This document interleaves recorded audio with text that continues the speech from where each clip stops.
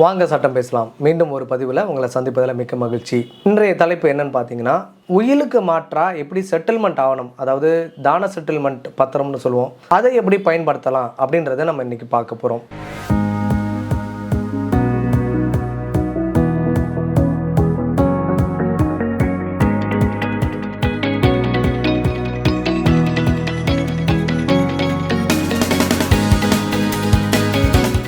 உயில்னா என்ன?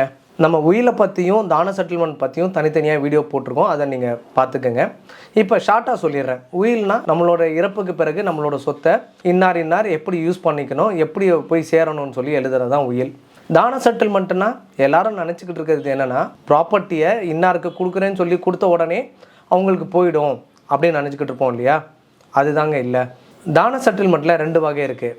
ஒன்று, நான் ஏற்கனவே சொன்னது மாதிரி வித் இமீடியட் எஃபெக்ட், எழுதி கொடுத்த உடனேயே இமீடியட்டாக அந்த ப்ராப்பர்ட்டி எழுதி வாங்கியவருக்கு போய் சேர்ந்துடும். அதாவது அப்பா இருக்கார் அப்படின்னா, அப்பா பையனுக்கு நான் இன்னைய தேதியில் எழுதி கொடுக்குறேன், இன்னைய தேதியிலேருந்தே இந்த சொத்து பையனை சார்ந்தது அப்படின்னு எழுதி கொடுத்துட்டாருன்னா, அந்த தான செட்டில்மெண்ட் பத்திரம் பிரகாரம் அந்த சொத்து இமீடியட்டாக பையனுக்கு போயிடும். ஆனால் நம்மளோட தலைப்பு என்ன? உயிலுக்கு மாற்றாக அப்போ தன்னுடைய இறப்பிற்கு பிறகு இந்த சொத்து தன்னுடைய பையனுக்கு போய் சேர வேண்டியது அப்படின்னு எழுத முடியும். அதை கண்டிஷனல் செட்டில்மெண்ட்டுன்னு சொல்லுவோம். அதாவது தான் இருப்பது வரைக்கும் அவர் யூஸ் பண்ண முடியும், அதன் பிறகு அவர் நினச்சார்னா அவரோட மனைவிக்கும் அந்த சொத்துலேருந்து வர பையனை கொடுத்துட்டு மனைவி காலத்திற்கு பிறகு பையனுக்கு முழுசாக போய் சேரணும்னு எழுதி வைக்க முடியும். இப்போ சீனியர் சிட்டிசன் ஆக்ட் கூட நடுவில் பேப்பர்லலாம் பார்த்துருக்க வாய்ப்பு இருக்குது. அதாவது ஒரு சீனியர் அப்பாவோ அம்மாவோ இல்லை தாத்தாவோ பாட்டியோ தன்னோட பிள்ளைகளுக்கு எழுதி வச்சுருவாங்க தான செட்டில்மெண்ட் பத்திரம் உடனடியாக போகணும்னு சொல்லி.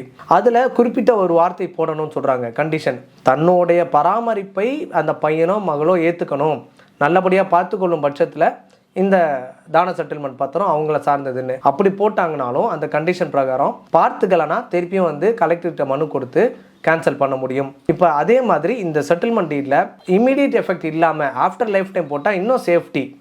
அந்த சீனியர் சிட்டிசன் ஆக்டுக்கு கீழே போனவங்க இமீடியட் எஃபெக்ட் கொடுத்ததுனால போயிருக்காங்க. அதுக்கும் முன்னாடி இன்னொரு கண்டிஷன் நீங்கள் போடலாம். என்னுடைய காலத்துக்கு பிறகு தான் இந்த செட்டில்மெண்ட் டீடானது என்னோட மகனையோ இல்லை பேரனையோ போய் சென்றடையும் அப்படின்னு கொடுத்துட்டா, அப்போ அந்த உயிலுக்கு இணையான ஒரு பவரை இந்த செட்டில்மெண்ட் டீட் வித் கண்டிஷன் செயல்படுத்தப்படும். நன்றி, வணக்கம்.